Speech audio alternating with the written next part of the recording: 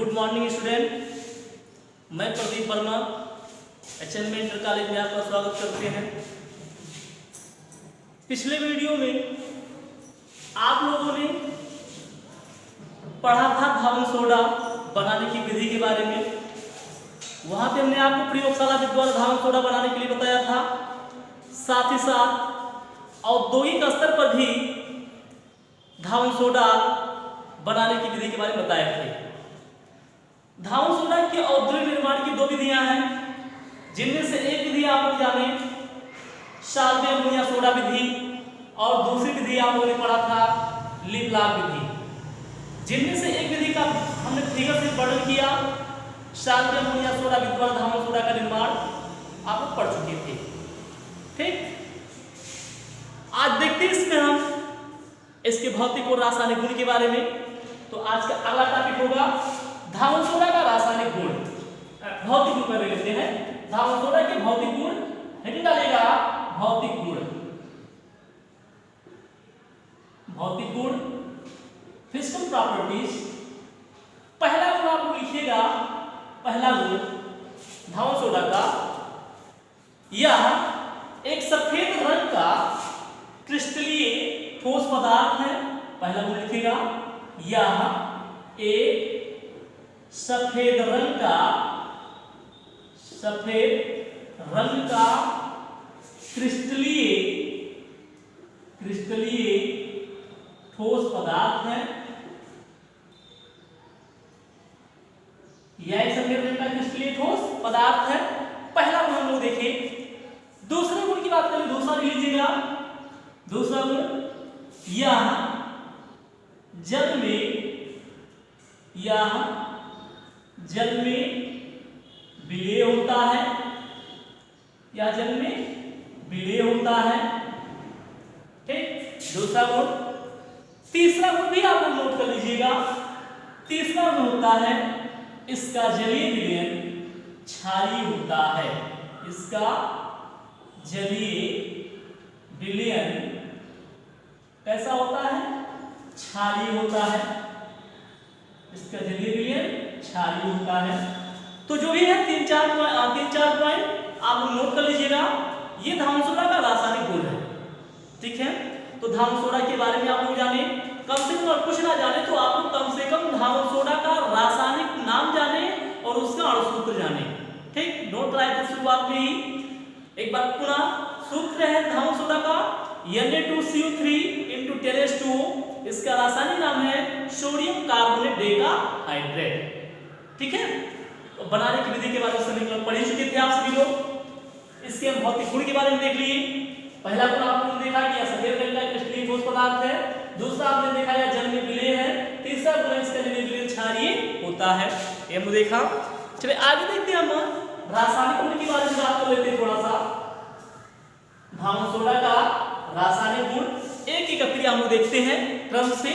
सबसे पहले क्रिया रासायनिक गुण, अगला टॉपिक आप नोट कीजिएगा रासायनिक गुण।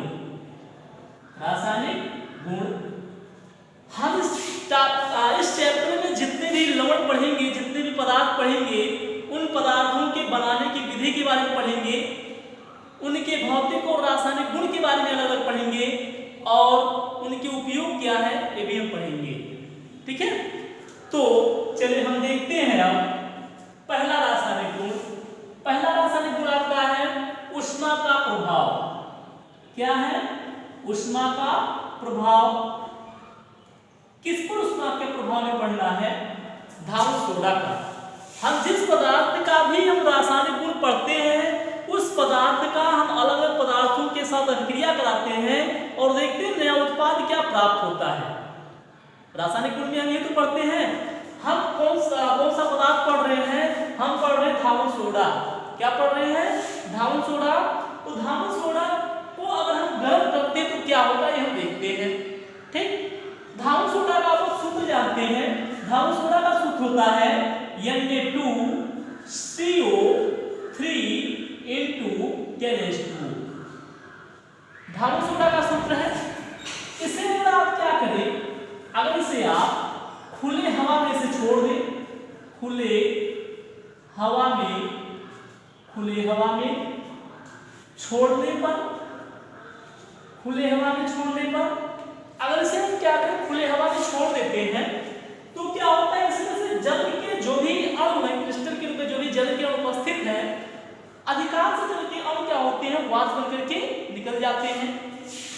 तो क्या बचेगा यहाँ पे Na2CO3 into H2O plus 9H2। यहाँ से क्या होता है जल के 9 अणु वाष्प बन करके उड़ जाते हैं, लेकिन फिर भी इसके साथ जल का एक अणु क्या होता है, जल का एक अणु इसके साथ लगा रहता है। पुनः हम इसे हम क्या करें, इसे पुनः हम गर्म कर दें Na2CO3 into H2O। इसको हम क्या करें, इसको हम पुनः गर्म कर दें। गर्म करने पर अगर इसे हम गर्म करते हैं तो यहाँ पर जो जल का एक अणु है ये पुनः क्या होता है वाष्प बन करके उड़ जाता है और बचता क्या है केवल Na2CO3 plus H2O। क्यों नहीं बचेगा, जिसे हम क्या कहते हैं सोडियम कार्बोनेट, या इसे हम निर्जल सोडियम कार्बोनेट, क्या कहते हैं निर्जल सोडियम कार्बोनेट प्राप्त होता है।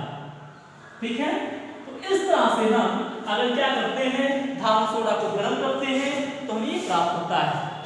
ये उसका का प्रभाव है कि धान सोडा को हम क्या करते हैं खुले हवा में छोड़ देते हैं तो यहाँ पे जल के अधिकांश अणु क्या होते हैं वाष्प बन के उड़ जाते हैं, फिर भी इसके साथ जल का एक अणु लगा रहता है Na2CO3 into H2O plus 9H2 वाष्प बन के उड़ गया।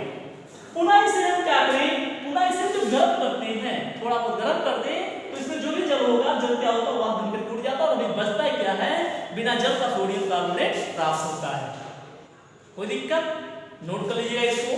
पहला क्रिया आप देखें उष्मा का प्रभाव, ठीक, नोट कर लीजिए।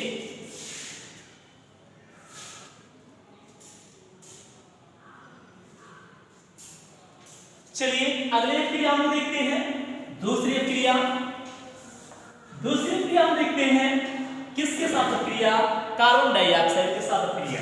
दूसरी क्रिया है दूसरा रासायनिक गुण, नोट कीजिएगा reaction with carbon dioxide, reaction with carbon dioxide मतलब कार्बन डाइऑक्साइड के साथ क्रिया। किसके साथ कार्बन डाइऑक्साइड की क्रिया, धान सोडा की। ठीक है, नोट कर लीजिएगा, अगर नोट करना चाहिए नोट कर लीजिएगा लाइन कि जब हम सोडियम कार्बोनेट के जलीय विलयन में कार्बन डाइऑक्साइड गैस प्रवाहित करते हैं, जब हम सोडियम कार्बोनेट के जलीय विलयन में कार्बन डाइऑक्साइड गैस प्रवाहित करते हैं तो सोडियम बाइकार्बोनेट प्राप्त होता है। क्या प्राप्त होता है, सोडियम बाइकार्बोनेट। नोट कर लीजिएगा इसको। समीकरण देखते हैं, हम क्रिया करा रहे हैं कार्बन डाइऑक्साइड के साथ, किसकी क्रिया करा रहे हैं, धान सोडा की। धान सोडा का सूत्र आपको पता ही है, क्या होता है Na2CO3। धान सोडा इसकी क्रिया हम किसके साथ कराए, जलीय मतलब यहाँ पे किस रूप में हो, जलीय रूप में हो, मतलब जल में होगा।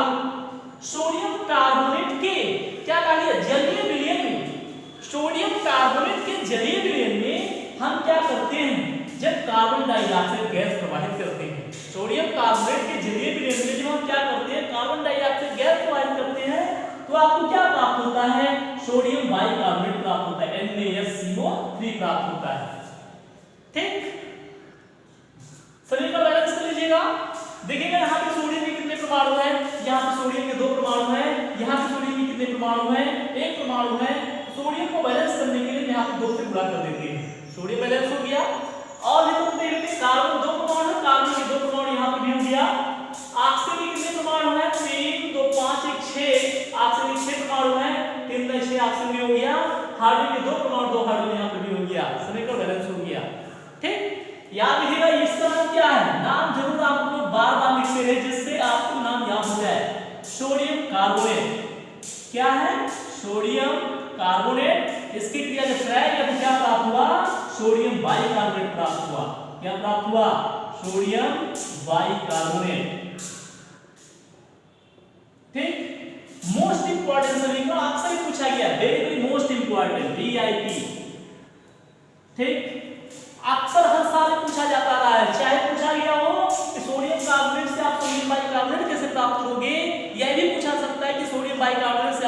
कार्बोनेट कैसे प्राप्त करोगे। ठीक, अगर यहाँ पे कहा सोडियम कार्बोनेट से सोडियम बाइकार्बोनेट, तो आप सोडियम कार्बोनेट क्रिया इसकी उपस्थित करा दिया, आपको प्राप्त हो गया क्या, सोडियम बाइकार्बोनेट प्राप्त हो गया। ठीक, यही क्रिया उल्टा करते ये भी पूछा गया कि सोडियम बाइकार्बोनेट से आप सोडियम कार्बोनेट कैसे प्राप्त होगे, इसी क्रिया को उल्टा लिख देते हैं NaSCO3। सोडियम बाइकार्बोनेट को हम क्या कर दें, सोडियम बाइकार्बोनेट को हम गर्म कर दें, तो प्राप्त हो जाता है किसमें टूट जाता है, Na2CO3 plus H2O plus CO2 में अपडेट हो जाता है। ठीक है, समीकरण बैलेंस कर लीजिएगा, तो इस तरह से ये आपको प्राप्त हो जाएगा। ठीक, तो दोनों समीकरण मोस्ट इंपॉर्टेंट, चाहे ये पूछा जाए चाहे ये पूछा जाए, आप दोनों याद रखिएगा। अभी आगे इसको पढ़ेंगे अभी आगे, लेकिन यहाँ पे आप बता रहे तो इसको यहाँ बताना नहीं, उचित संख्या बताया गया। ठीक, तो नोट कर लीजिएगा कि सोडियम कार्बोनेट से हम क्या प्राप्त कर सकते हैं, सोडियम बाइकार्बोनेट। सोडियम कार्बोनेट के जरिए में जब हम कार्बन डाइऑक्साइड गैस प्रवाहित करते हैं तो आप क्या प्राप्त होता है, सोडियम बाइकार्बोनेट प्राप्त होता है, जिसे हम बेकिंग सोडा भी कहते हैं या खाने का सोडा भी कहते हैं। ठीक है, नोट कर लीजिएगा। ये हो गया सोडियम कार्बोनेट के कार्बन डाइऑक्साइड के साथ क्रिया हो गया।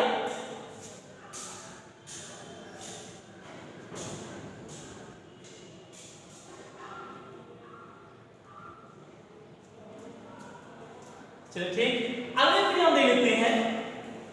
अगली क्रिया किसके साथ कर दिया जाए, रिएक्शन विद किसके साथ, कैल्शियम हाइड्रोक्साइड के साथ, रिएक्शन विद कैल्शियम हाइड्रोक्साइड या मुझे चूने के साथ क्रिया COH का होल ट्वाइस। अगला इंडा ले नंबर तीसरा में आपका है रिएक्शन विद कैल्शियम हाइड्रोक्साइड। आप जानते हैं किसका सूत्र है, बुझा चूना का सूत्र है। COH के होल ट्वाइस को क्या कहते हैं, बुझा चूना, जबकि इसका भी नाम आपको जानते हैं, इसका नाम क्या है, इसका नाम कली चूना नाम है। क्या नाम है, इसका नाम कली चूना। इसे हम अनबुझा चूना भी कहते हैं। क्या कहते हैं, अनबुझा चूना। इसकी क्रिया हम जल के साथ करा दें, किसके साथ करा दें, जल के साथ करा दें, तो हमें क्या प्राप्त हो जाता है, COH का होल ट्वाइस प्राप्त हो जाता है, ये प्राप्त हो जाता है। तो ये आपका बुझा चूना, ये आपका कौन सा चूना है, ये आपका बुझा हुआ चूना है। ठीक, तो देखते हैं हम क्रिया कराते हैं किसकी क्रिया, कैल्शियम हाइड्रोक्साइड की क्रिया सोडियम किसके साथ, सोडियम कार्बोनेट के साथ, धातु सोडा के साथ क्रिया कराते हैं। ठीक है,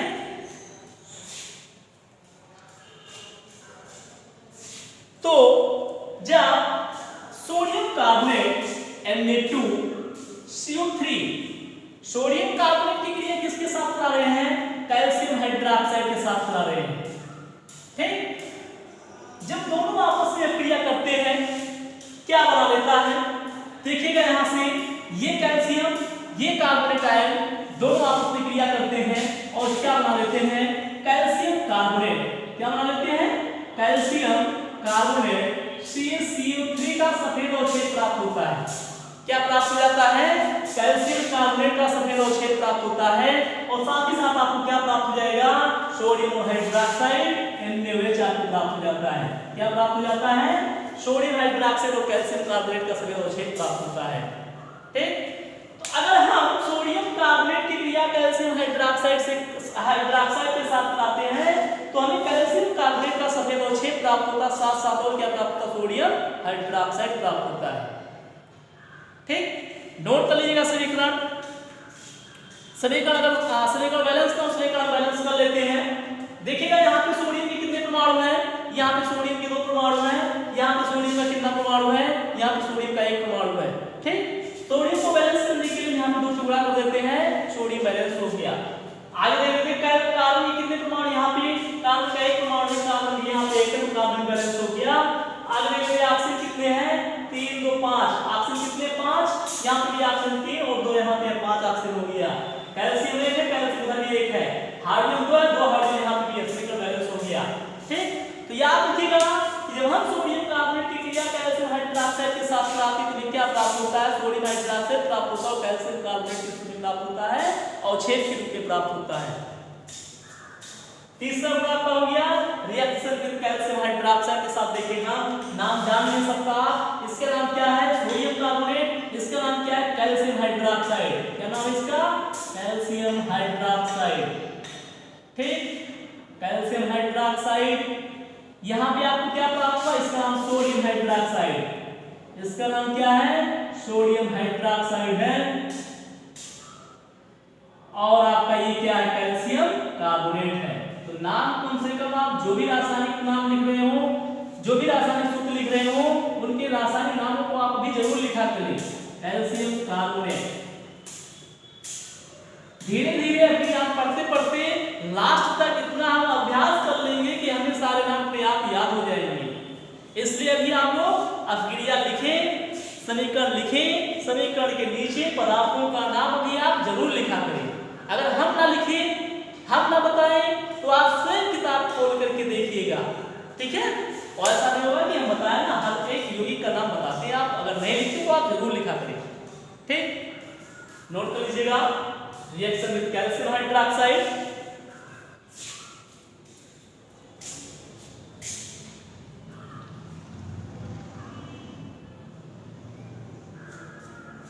चलिए अगले क्रिया हम करा के दिखाते हैं, जल अपघटन, हाइड्रोलिसिस।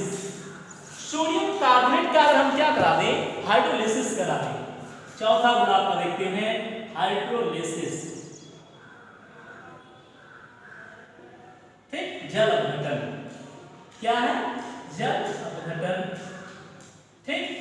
सोडियम कार्बोनेट का हम जल अपघटन कराते हैं। और सोडियम कार्बोनेट आप लोग जानते हैं अम्ल है, क्षार की लवण है। आप लोग पढ़ रहे हैं क्या, लवण पढ़ रहे हैं, तो आपको पता होना चाहिए सोडियम कार्बोनेट भी क्या है, एक प्रकार का लवण है। और किसी भी लवण का हम जल अपघटन करा करके बता सकते हैं कि वो लवण का माध्यम कैसा है, अम्लीय है, क्षारीय है कि उदासीन है। तो यहाँ पे हम क्या करते हैं, यहाँ पे हम सोडियम कार्बोनेट का भी क्या करा दें, यहाँ पे हम सोडियम कार्बोनेट का जल अपघटन करा देते हैं। देखते हैं किसके द्वारा अपघटन करा दें, जल के द्वारा अपघटन करा दें। आप जानते हैं जल का सूत्र आपको पता ही है, जल का सूत्र क्या होता है, H2O। जल का भी आयन होता है, आप पढ़ चुके हैं। जल का आयन किसमें होता है, जल का आयन होता है H++OH- में, इसमें हो गया। आप ये जानते हैं सोडियम कार्बोनेट लवण का ही हम अपघटन करा रहे हैं, Na2CO3। जब इसको जल में डालते हैं तो भी क्या होता है, अपने आयन में टूट जाता है। ये किसमें टूट जाता है, 2Na++CO3 2- में टूट जाता है, इसमें तो टूटता है, ये टूट गया। अब सभी कहीं बात में जब आ गए तो यहाँ पे क्या होता है, एक धनायन दूसरे ऋणायन के साथ क्या करता है, अभिक्रिया करता है अपने आप को पहले से भी और अस्थायी रूप में लाने के लिए। तो यहाँ पे क्या होता है, ये हाइड्रोजन का धनायन इस ऋणायन के साथ अभिक्रिया कर लेगा, ये धनायन इसके साथ अभिक्रिया कर लेगा, ठीक। तो देख लेते हैं H++CO3 2-, ये दोनों आपस में अभिक्रिया करेंगे, H+ और CO3 2- आपस में क्रिया करेंगे। लेकिन यहाँ पर देखिए आपने पढ़ा है स्वांति आवेश का सिद्धांत पढ़ा है, वहां से आपको बताया गया है कि धनायन और ऋणायन की आवेशों की संख्या हमेशा क्या होती है, बराबर होती है। तो यहाँ पे बराबर होना चाहिए ना, यहाँ पर 2- चार्ज है, यहाँ पे 1 ही प्लस चार्ज है। तो क्या करें, यहाँ पे हम एक और क्या लिखते हैं, एक और प्लस चार्ज लगा लेते हैं, एक हाइड्रोजन संख्या और बढ़ा देते हैं। तो 2 यहाँ पे 2 धनायन हो गया, 2 ऋणायन हो गया। इधर आयन के रूप में है, जब दोनों आपस में संयुक्त होंगे, आपस में मिलेंगे, क्रिया करेंगे, तो क्या होगा, उदासीन हो जाएंगे, उदासीनों का निर्माण कर लेंगे और बना लिया क्या, H2CO3। क्या बना लिया, H2CO3। इसका नाम क्या है, कार्बोनिक अम्ल। क्या नाम है, कार्बोनिक अम्ल, ये बन गया। बचा क्या, आप देखिए यहाँ पे बचा क्या, Na+ और OH- Na++OH-। अब देखिए यहाँ पे Na की संख्या कितनी है, 2Na+ है ना, यहाँ पे OH की संख्या कितनी है, यही है। तो या तो यहाँ पे 2Na कर ले और 2OH- कर ले, या यहाँ पे एक Na+ डाल दे तो यहाँ पे भी एक OH- डाल देते हैं, ठीक। जैसा चाहे वैसा कर सकते हैं, धनायन ऋणायन की संख्या क्या करना, बराबर करना है। तो ये दोनों आपस में क्रिया कर लेंगे, क्या बना लेगा, ये बना लेगा NaOH। ये क्या नाम, इसका नाम जानते हैं, सोडियम हाइड्रोक्साइड है, सोडियम हाइड्रोक्साइड। जानते हैं क्या, ये प्रबल क्षार है, ये क्या है, प्रबल क्षार है। और जबकि ये क्या है, जबकि ये दुर्बल अम्ल है। कार्बोनिक अम्ल क्या है, ये दुर्बल अम्ल है, ठीक। तो यहां से आपको पता होना चाहिए कि सोडियम कार्बोनेट का जलीय विलयन कैसा होता है। सोडियम कार्बोनेट का जलीय विलयन क्षारीय होता है, क्योंकि इस क्योंकि इस जो लवण बना हुआ है सोडियम कार्बोनेट, उसमें क्या मिला हुआ है, सोडियम हाइड्रोक्साइड नामक प्रबल क्षार मिला हुआ है। और जब क्षार प्रबल होगा तो लवण का जलीय विलयन भी कैसा होगा, क्षारीय होगा। आप लोग पढ़े भी जानते ही हैं, कोई भी लवण बना होता है किससे मिलकर के बना होता है, अम्ल क्षार से मिलकर के बना होता है। तो सोडियम कार्बोनेट भी एक लवण है, सोडियम कार्बोनेट एक लवण है जो बना हुआ किसके द्वारा, NaOH और H2CO3 के द्वारा मिलकर बना हुआ है, जहां पे NaOH क्षार और H2CO3 क्या है, अम्ल है। और ये प्रबल है, इसीलिए इसका जलीय विलयन भी कैसा होगा, इसका जलीय विलयन भी क्षारीय होगा। ठीक, नोट कर लीजिएगा इसका।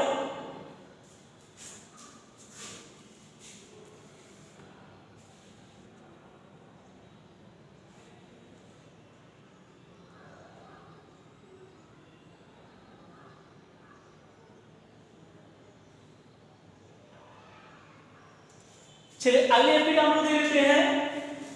अगला अगला गुण किसके साथ अक्रिया, अम्लों के साथ अक्रिया देख लेते हैं। किसके साथ अक्रिया, अम्लों के साथ अक्रिया। पांचवा गुण आपका है अम्लों के साथ अक्रिया। लास्ट गुण आपको 5 गुण पढ़े बहुत है। अम्लों के साथ अक्रिया, रिएक्शन विद एसिड, रिएक्शन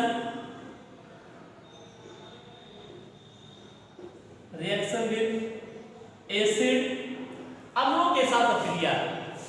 किसकी क्रिया अम्ल के साथ आप करा रहे हो, है सोडियम कार्बोनेट की क्रिया अम्ल के साथ करा रहे हैं। ठीक है, नोट कर लीजिएगा इसको, एक लाइन नोट के उसके बाद समीकरण बताते हैं। लिखिएगा, जब सोडियम कार्बोनेट किसी अम्ल से अभिक्रिया करता है, जब सोडियम कार्बोनेट किसी अम्ल से अभिक्रिया करता है तो उस अम्ल का लवण एवं जल प्राप्त होता है। तो उस अम्ल का लवण एवं जल प्राप्त होता है। अभिक्रिया के परिणाम स्वरूप कार्बन डाइऑक्साइड गैस भी मुक्त होती है।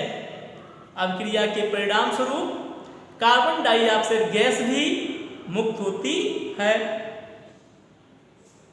ठीक, तो हम क्रिया कराते हैं सोडियम कार्बोनेट की किसी अम्ल के साथ। आप अम्ल ढेर सारा जानते हैं, HNO3 है, H2SO4 है, HCl है, सारे अम्ल ही हैं। किसी अम्ल के साथ क्रिया करा दिया जाए, Na2CO3 हम H2SO4 के साथ ही क्रिया करा देते हैं। किसके साथ क्रिया करा दिया जाए, H2SO4 के साथ क्रिया करा दिया जाए। आपको पता होना चाहिए क्या प्राप्त होगा। आपको प्राप्त होगा क्या, कोई भी क्रिया यहां से लिख सकते हैं। आपको बताया गया जल प्राप्त हो रहा है। क्या प्राप्त हो रहा है, जल प्राप्त हो रहा है। और क्या प्राप्त हो रहा है, कार्बन डाइऑक्साइड गैस प्राप्त हो रहा है। जल और कार्बन डाइऑक्साइड गैस प्राप्त हो रहा है। तो फिर आपको प्राप्त हुआ क्या, कार्बन डाइऑक्साइड प्राप्त हुआ और क्या प्राप्त हुआ, जल प्राप्त हुआ।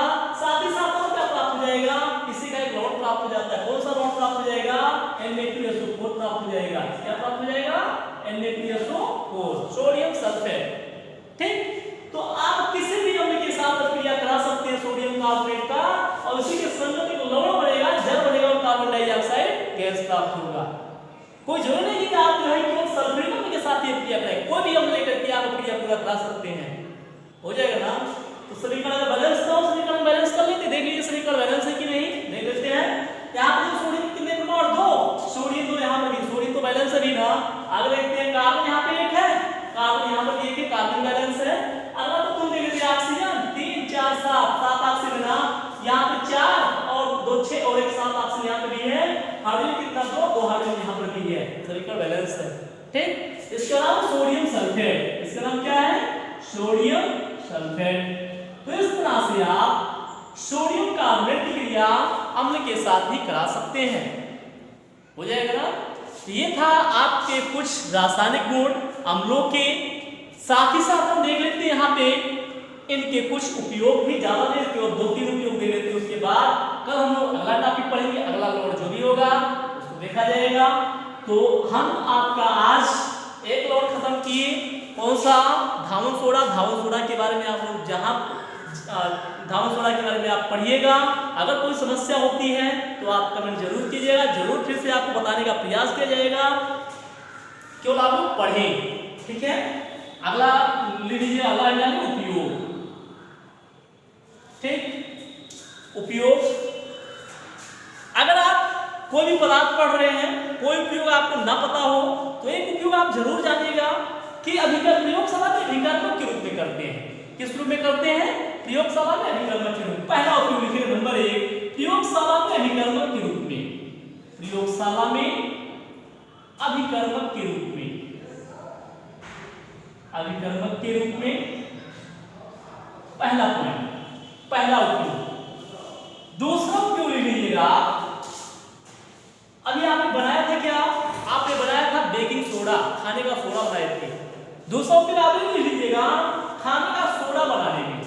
इसका उपयोग हम खाने का सोडा या बेकिंग सोडा बनाने में करते हैं, ये हो जाएगा। तीसरा उपयोग ले लीजिएगा, तीसरा उपयोग ले लीजिए, अग्निशामक यंत्रों में इसका उपयोग करते हैं, अग्निशामक यंत्रों में भी इसका उपयोग करते हैं, ठीक। ये हो गया। हम आपको बता देते हैं कि अग्निशामक यंत्र में इसका उपयोग कैसे करते हैं। अग्निशामक यंत्र आप लोग देखे होंगे, देखे कि नहीं? देखे होंगे। कहाँ पे देखे हैं? जो भी सार्वजनिक स्थल होते हैं उन स्थलों पर अक्सर रखे होते, चाहे अस्पताल हुआ, बैंक हुआ, रेलवे स्टेशन हुआ। आप लोग बसों में भी यात्रा की, बसों में भी देखे होंगे।